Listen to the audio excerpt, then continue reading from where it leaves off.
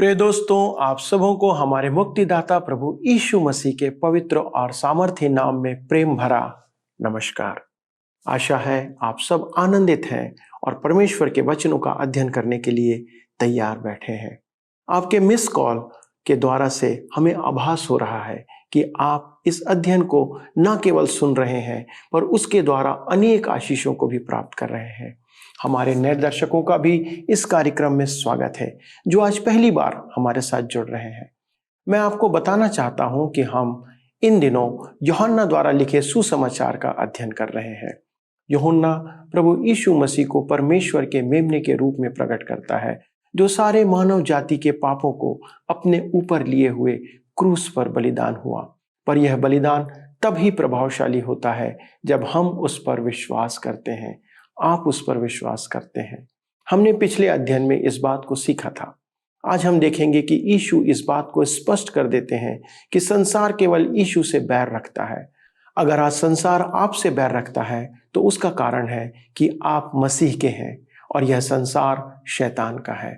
मसीह जगत की ज्योति है क्योंकि वह इस संसार के अंधकार को दूर कर उसके कामों को प्रकट करता है।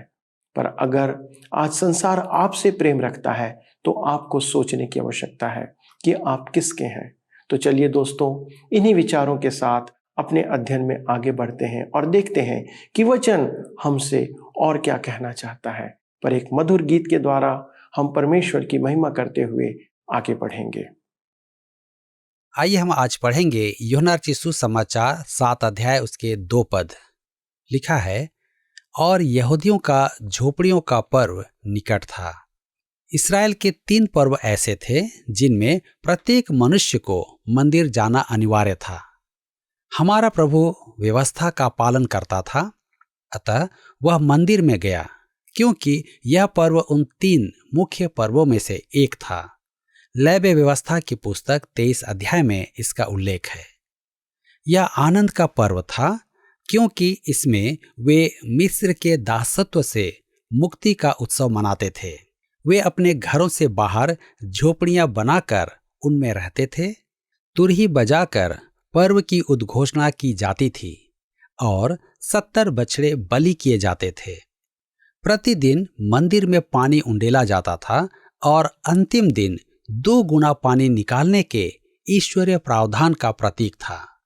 वे शीलों के कुंड से पानी लाते थे। मंदिर का भीतरी भाग मशालों द्वारा सजाया जाता था जो जंगल में आग के खंभे का प्रतीक था। जंगल में आग और बादल दोनों ही मसीह यीशु का पूर्व चित्रण थे। पुराने नियम के सब पर्व झोपड़ियों के पर्व के अतिरिक्त पुराने नियम के सब पर्व पूरे हो गए थे। झोपड़ियों का पर्व यीशु के पुनः पृथ्वी पर आने के समय पूरा होगा। अतः पर्व के समय महान आनंद का समय होता था। आइए हम आगे पढ़ेंगे यूहन्ना रचित सुसमाचार 7 अध्याय उसके 3 से 5 पद में। इसलिए उसके भाइयों ने उससे कहा, यहाँ से यहूदिया को जा कि जो काम तू करता है उन्हें तेरे चेले वहां भी देखें, क्योंकि ऐसा कोई ना होगा जो प्रसिद्ध होना चाहे और छिपकर काम करे। यदि तू यह काम करता है तो अपने आप को जगत पर प्रकट कर, क्योंकि उसके भाई भी उस पर विश्वास नहीं करते थे। वे यीशु के भाई अर्थात यूसुफ के संतान थे। मत्ती रचित सुसमाचार 13 अध्याय उसके 55 पद में उनके नाम दिए गए हैं, याकूब, यूसुफ, शिमोन और यहूदा। याकूब और यहूदा ने अंत में यीशु को स्वीकार किया और कलीसिया को पत्र लिखे जो बाइबल में हैं, परंतु इस समय वे यीशु पर विश्वास नहीं करते थे। अतः उन्होंने उसे परामर्श दिया जिसे यीशु ने अस्वीकार किया। हम यूहन्ना 7 अध्याय उसके 6 पद में पढ़ते हैं, तब यीशु ने उनसे कहा, मेरा समय अभी नहीं आया, परंतु तुम्हारे लिए सब समय है। यीशु अपने पिता की आज्ञा के अनुसार चल रहा है। वह संसार की बुद्धि पर आश्रित नहीं है, न ही वह अपनी बुद्धि काम में लेता है। उनकी राय में यीशु को वहां चमत्कार दिखाना अच्छा था, जिससे कि जनता की अद्भुत सहानुभूति उसे प्राप्त हो, परंतु वह अपने पिता के समयानुसार वहां जाएगा। प्रभु भोज दाखरस हमें स्मरण कराता है कि मसीह ने हमारा मृत्यु का कड़वा कटोरा पिया, और शिमोन पतरस ने कहा कि वह प्रभु को छोड़कर कहां जाए, क्योंकि अनंत जीवन का वचन तो प्रभु यीशु ही है। यही हमारा अंगीकार है। अब यीशु यरूशलेम में है। यह उसके जीवन के अंतिम 6 महीने हैं। यूहन्ना रचित सुसमाचार 7 अध्याय उसके 7 से 9 पद में हम पढ़ते हैं, संसार तुमसे बैर नहीं कर सकता, परंतु वह मुझसे बैर करता है, क्योंकि मैं उसके विरोध में यह गवाही देता हूं कि उसके काम बुरे हैं। तुम पर्व में जाओ, मैं अभी इस पर्व में नहीं जाता, क्योंकि अभी तक मेरा समय पूरा नहीं हुआ। वह उनसे ये बातें कहकर गलील ही में रह गया। संसार यीशु का विरोधी है। क्यों? क्योंकि मसीह यीशु जगत की ज्योति है, और ज्योति के आ जाने से मनुष्य के अनुचित कार्य प्रकाश में आते हैं। उसके आने से पाप प्रकट होता है, और वह पाप को स्वीकार नहीं करता। यही कारण है कि संसार उसका विरोधी है। मनुष्य का मन दुष्टता से पूर्ण है। मसीह मानव जाति से प्रेम करता है, इसी कारण उसने क्रूस की मृत्यु स्वीकार की, और उसके मोक्षक प्रेम ने विरोधी मानव का दिल तोड़ा। यह पौलुस के मन परिवर्तन से स्पष्ट है। वह मन परिवर्तन से पूर्व प्रभु यीशु और उसके अनुयायियों का शत्रु था, परंतु जब उसने प्रभु यीशु को उसका उद्धार करता पाया, तब उसका दिल टूट गया, और उसने कहा गलातियों की पत्री 2 अध्याय उसके 20 पद में, जिसने मुझसे प्रेम किया और मेरे लिए अपने आप को दे दिया। अब हम पढ़ते हैं यूहन्ना रचित सुसमाचार 7 अध्याय उसके 10 पद में लिखा है, परंतु जब उसके भाई पर्व में चले गए, तो वह स्वयं भी प्रगट में नहीं, परंतु मानो गुप्त रूप से गया। वह अपने शिष्यों के साथ वहां गया, परंतु पीछे के मार्ग से, संभवतः भेड़ द्वार से, जो उसका आम अभ्यास था। अंतिम बार जब यरूशलेम जाएगा, तब वह मुख्य द्वार से प्रवेश करेगा और मनुष्यों के आगे एक चुनाव रखेगा कि उसे स्वीकार करें या त्याग दें। यूहन्ना रचित सुसमाचार 7 अध्याय उसके 11 से 13 पद में हम पढ़ते हैं, यहूदी पर्व में उसे यह कहकर ढूंढने लगे, वह कहाँ है? और लोगों में उसके विषय में चुपके चुपके बहुत सी बातें हुई। कुछ कहते थे वह भला मनुष्य है, और कुछ कहते थे नहीं, वह लोगों को भरमाता है। तो भी यहूदियों के डर के मारे कोई व्यक्ति उसके विषय में खुलकर नहीं बोलता था। यहां भी यहूदियों से यूहन्ना का अभिप्राय है धर्मगुरु। यीशु वहां चर्चा का विषय था। यीशु के पक्ष में कुछ भी कहने का अर्थ था पकड़ा जाना। अतः यीशु की चर्चा सार्वजनिक नहीं थी। यूहन्ना रचित सुसमाचार 7 अध्याय के 14 पद में हम आगे पढ़ते हैं, जब पर्व के आधे दिन बीत गए, तो यीशु मंदिर में जाकर उपदेश करने लगा।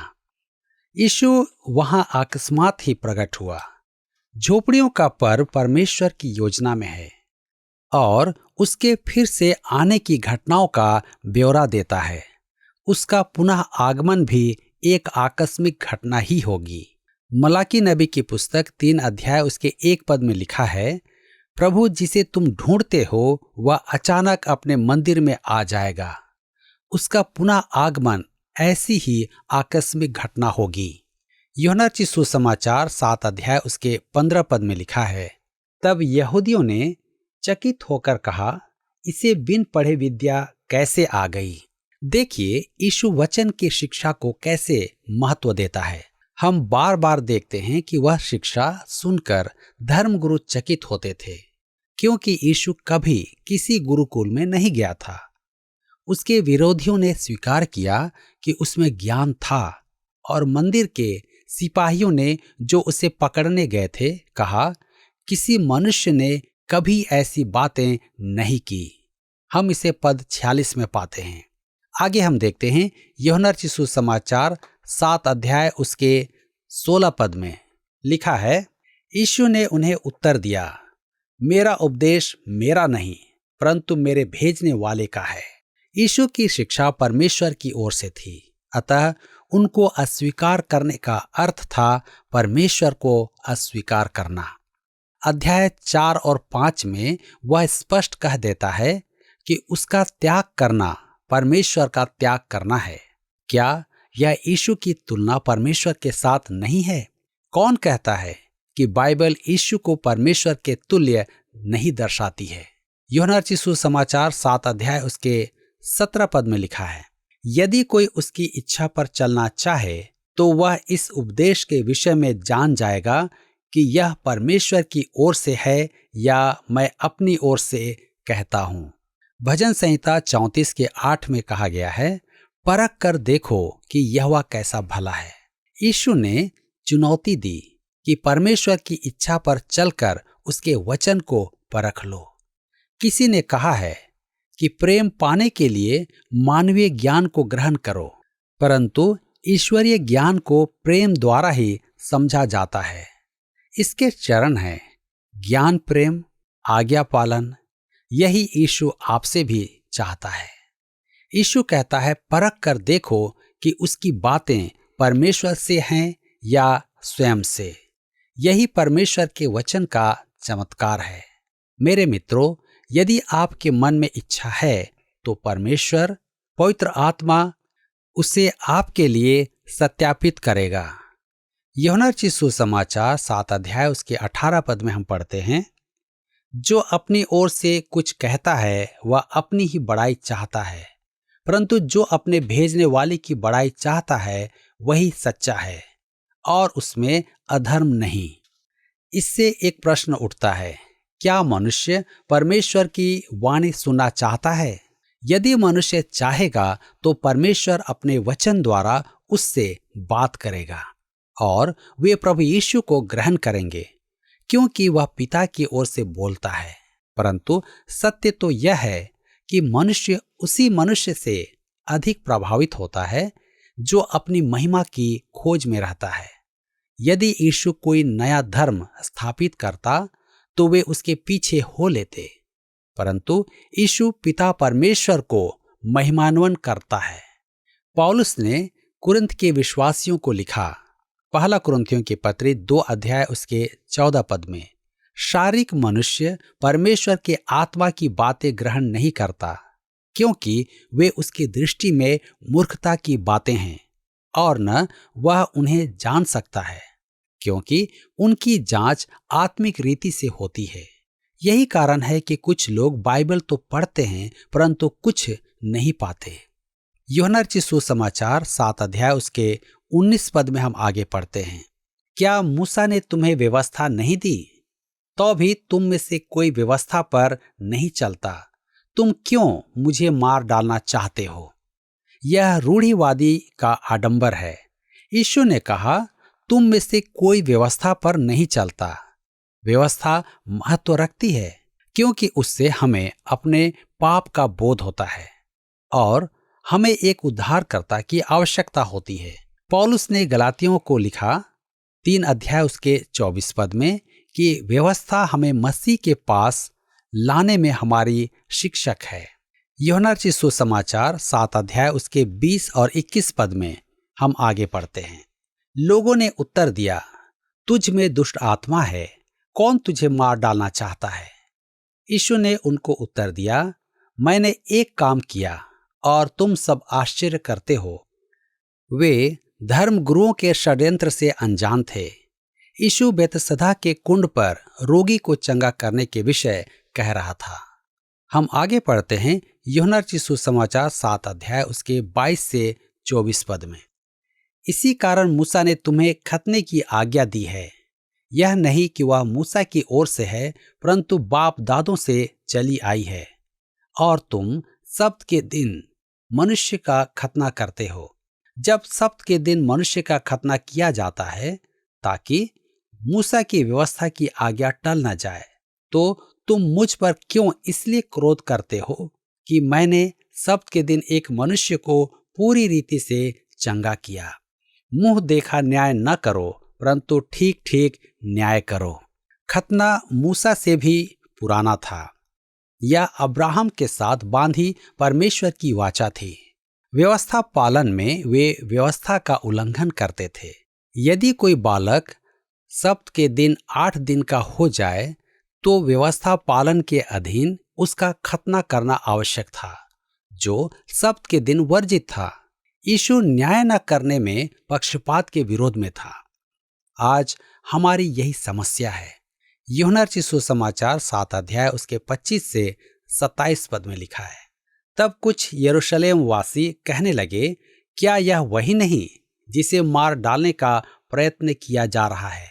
परंतु देखो, वह तो खुल्लम खुल्ला बातें करता है और कोई उससे कुछ नहीं कहता।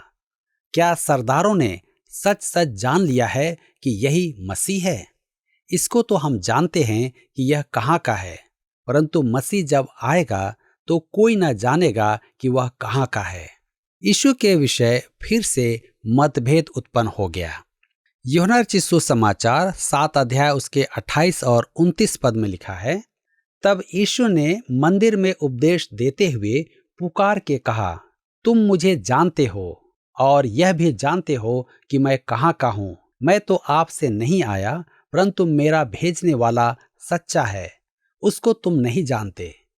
मैं उसे जानता हूँ, क्योंकि मैं उसकी ओर से हूँ और उसी ने मुझे भेजा है। मैं कौन हूँ और कहाँ से आया हूँ, यह तुम्हारा भ्रम है कि तुम मुझे जानते हो। सत्य तो यह है कि तुम न तो मुझे जानते और न ही मेरे भेजने वाले को जानते हो।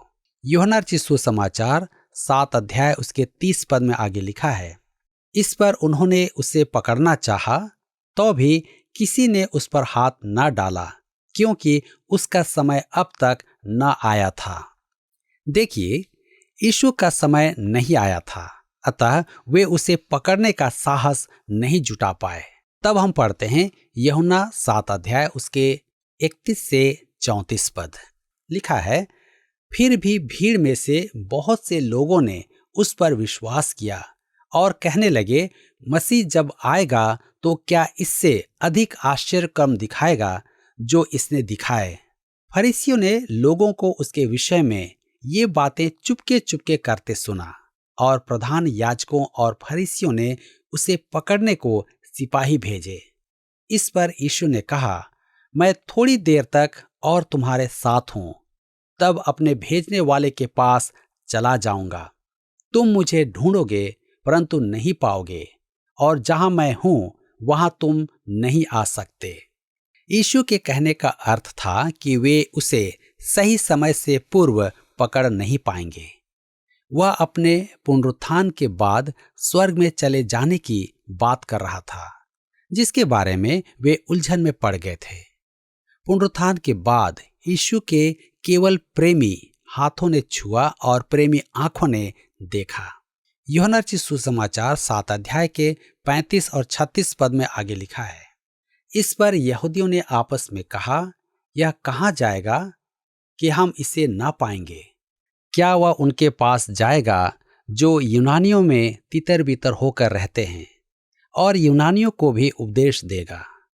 यह क्या बात है जो उसने कही कि तुम मुझे ढूंढोगे परंतु न पाओगे, और जहां मैं हूं वहां तुम नहीं आ सकते। उनके आश्चर्य करने का अर्थ यह न समझे कि वे सोचते थे कि यीशु कहीं छिप जाएगा। यह पर्व का अंतिम दिन है। इस दिन वे बहुत अधिक पानी उंडेलते हैं। यह उस बात की यादगार थी कि परमेश्वर ने निर्जल प्रदेश में उन्हें चट्टान से पानी दिया। पौलुस कुरिन्थ की कलीसिया को लिखता है कि वह चट्टान यीशु ही था। यीशु जीवन का जल है। यूहन्ना रचित सुसमाचार 7 अध्याय के 37 पद में आगे हम पढ़ते हैं, पर्व के अंतिम दिन जो मुख्य दिन है, यीशु खड़ा हुआ और पुकार कर कहा, यदि कोई प्यासा हो तो मेरे पास आए और पिए। यहाँ फिर मनुष्य की इच्छा का प्रश्न आता है। परमेश्वर देने को तैयार है, परंतु यदि मनुष्य चाहे तब अपनी स्वतंत्र इच्छा का चुनाव, यदि आप जगह जगह का पानी पीकर तृप्त नहीं हुए हैं तो यीशु के पास आएं, वही वास्तविक जीवन जल है। यूहन्ना 7 अध्याय उसके 38 और 39 पद में लिखा है, जो मुझ पर विश्वास करेगा, जैसा पवित्र शास्त्र में आया है, उसके हृदय में से जीवन के जल की नदियां बह निकलेंगी। उसने यह वचन पवित्र आत्मा के विषय में कहा, जिसे उस पर विश्वास करने वाले पाने पर थे, क्योंकि आत्मा अब तक न उतरा था, क्योंकि यीशु अब तक अपनी महिमा को न पहुंचा था। अभी पवित्र आत्मा नहीं उतरा था। पेंतीकोस्त के दिन पवित्र आत्मा शिष्यों पर उतरा और उनमें अंतर्वास किया। परिणाम स्वरूप वे एक देह हो गए। यूहन्ना 7 अध्याय उसके 40 पद में आगे लिखा है, तब भीड़ में से किसी ने ये बातें सुनकर कहा, सचमुच यह वह भविष्यद्वक्ता है। कुछ ने उस पर विश्वास किया और तृप्त हुए। यूहन्ना 7 अध्याय के 41 पद में आगे लिखा है, दूसरों ने कहा यह मसीह है, परंतु कुछ ने कहा, क्यों, क्या मसीह गलील से आएगा? आज भी कुछ मनुष्य उसमें विश्वास करते हैं और कुछ विश्वास नहीं करते हैं। यूहन्ना रचित सुसमाचार 7 अध्याय के 42 और 43 पद में लिखा है, क्या पवित्र शास्त्र में यह नहीं आया कि मसीह दाऊद के वंश से और बैतलहम गांव से आएगा, जहां दाऊद रहता था? अतः उसके कारण लोगों में फूट पड़ी। यीशु दाऊद के वंश और बैतलहम से था। उसका पहला चरण गाय की चरनी में पड़ा था। वह दृश्य बड़े दिन के काट का सा सुंदर नहीं था। उसने प्रत्येक भविष्यवाणी पूरी की थी। कुछ ने उसके निमंत्रण को स्वीकार नहीं किया। यह मतभेद उसके फिर से आने तक बना रहेगा। आइए अब हम देखें यूहन्ना रचित सुसमाचार 7 अध्याय उसके 44 पद को। उनमें से कुछ उसे पकड़ना चाहते थे, परंतु किसी ने उस पर हाथ न डाला। उसका समय अभी नहीं आया था। यूहन्ना 7 अध्याय उसके 45 से 46 पद में आगे लिखा है, तब सिपाही प्रधान याजकों और फरीसियों के पास लौट आए। उन्होंने उनसे कहा, तुम उसे क्यों नहीं लाए? सिपाहियों ने उत्तर दिया, किसी मनुष्य ने कभी ऐसी बातें नहीं की। एक महान गवाही, परंतु उसकी शिक्षा से हमें उद्धार नहीं मिलता है। उसकी मृत्यु और पुनरुत्थान से उद्धार मिलता है। यूहन्ना रचित सुसमाचार 7 अध्याय उसके 47 से 53 पद में हम पढ़ते हैं, फरीसियों ने उनको उत्तर दिया, क्या तुम भी भरमाए गए हो? क्या सरदारों या फरीसियों में से किसी ने भी उस पर विश्वास किया है? परंतु ये लोग जो व्यवस्था नहीं जानते शापित हैं। निकोदेमुस ने जो पहले उसके पास आया था और उनमें से एक था, उनसे कहा, क्या हमारी व्यवस्था किसी व्यक्ति को जब तक पहले उसकी सुनकर जान न ले कि वह क्या करता है, दोषी ठहराती है? उन्होंने उससे उत्तर दिया, क्या तू भी गलील का है? ढूंढ और देख कि गलील से कोई भविष्यद्वक्ता प्रकट नहीं होने का। तब सब कोई अपने अपने घर चले गए। मेरे विचार में निकोदेमुस ने यीशु पर विश्वास किया था। यहाँ वह यीशु के पक्ष में राय देता है। उन्होंने उसका ठट्ठा किया, क्या तू भी गलील का है? उनके लिए गलीलवासी तुच्छ मनुष्य थे। वे धर्मशास्त्र तो जानते थे कि गलील से कोई भविष्यद्वक्ता नहीं आएगा, और सच तो यह है कि वह न तो गलील से था और न ही बैतलहम से था। वह महिमा से आया था। यशायाह नबी की पुस्तक 9 अध्याय के 6 पद में लिखा है, हमारे लिए एक बालक उत्पन्न हुआ, हमारे लिए पुत्र दिया गया, वह स्वर्ग से आया था। सब अपने अपने घर चले गए। यीशु को किसी ने अपने घर नहीं बुलाया। वह जैतून पर्वत पर चला गया। उसने यरूशलेम में कभी रात नहीं बिताई थी। मेरे मित्रों, क्या आप यीशु को बाहर छोड़कर अपने घर आ गए हैं, या आपने उसका निमंत्रण स्वीकार करके उसके प्रेम और ज्योति में जीवन पाया है? प्रिय दोस्तों, आपने सुना कि झोपड़ियों का पर्व, जिसे इब्रानी में सुक्कोत भी कहा जाता है और 7 दिनों तक मनाया जाता था, उसके अंतिम दिन यीशु ने कहा, यदि कोई प्यासा हो तो मेरे पास आकर पिए, और उसके हृदय से जीवन के जल की नदियां बह निकलेंगी। यीशु ही संसार के लोगों की आत्मिक प्यास को बुझा सकते हैं। आज संसार के लोग अपनी आत्मिक आवश्यकता के लिए विभिन्न प्रकार के कर्म कांड कर अपने आप को संतुष्ट करने का प्रयास कर रहे हैं। आपके सारे प्रयास असफल रहेंगे या उससे आपको कोई लाभ नहीं होगा। पर अगर आप मोक्ष या उद्धार प्राप्त करना चाहते हैं तो आपको यीशु ही के पास आना होगा, और उसके कारण न केवल आपकी प्यास बुझाई जाएगी पर आपके हृदय से जीवन के जल की नदियां बह निकलेंगी। आप स्वयं दूसरों के जीवन के लिए अनंत जीवन का मार्ग बताने वाले बन जाएंगे। यह पवित्र आत्मा के विषय में है कि अगर आप में परमेश्वर का पवित्र आत्मा है तो आप दूसरों के लिए भी आशीष का कारण हो सकते हैं। एक विश्वासी की जिम्मेदारी यह भी है कि वह दूसरों के लिए वचन और सुसमाचार का माध्यम बने। क्या आपने अपने जीवन में इस जिम्मेदारी को पूरा करने का निर्णय लिया है? क्या आप चाहते हैं कि आप उन लोगों तक वचन को पहुंचाएं जो अब तक सुसमाचार नहीं सुने हैं? और यदि आपका यह निर्णय है तो हम आपके लिए प्रार्थना करेंगे और आपकी सहायता करने के लिए हम तैयार हैं। आप हमसे संपर्क करें, हम आपको आवश्यक संदेश और सामग्री प्रदान करेंगे। आइए प्रार्थना के द्वारा परमेश्वर को समर्पण करें। हमारे स्वर्गीय पिता, हम धन्यवाद देते हैं कि आज के इस अध्ययन ने हमें इस बात के लिए प्रोत्साहित किया है कि न केवल हम उस जीवन जल के पास आए उसे ग्रहण करें, परंतु जो आशीष हमने प्राप्त किया है उसे दूसरों तक लेकर के जाएं। पिता, हम प्रार्थना करते हैं हमारे दर्शकों के लिए जिन्होंने ये जिम्मेदारी उठाई है, ये निर्णय लिया है कि वे आपके सुसमाचारों को, वचनों को दूसरों तक पहुंचाएंगे। पिता, उन्हें प्रेरित करें कि वे हमारे साथ मिलकर इस बड़े कार्य को पूरा करने में हमारे कंधे से कंधा मिलाकर साथ चलें, ताकि हम सब मिलकर अपनी जिम्मेदारियों को जो आपके वचन के प्रचार के लिए है, इस संसार में सुसमाचार को पहुंचाने के लिए है, उसे पूरा करने पाए। पिता, हमारी सहायता करें कि हम सब मिलकर इस कार्य को, वचन को लोगों तक पहुंचाने पाए। आदर और महिमा आपको देते हुए पिता, विनती यीशु के नाम से मांगते हैं, आमीन।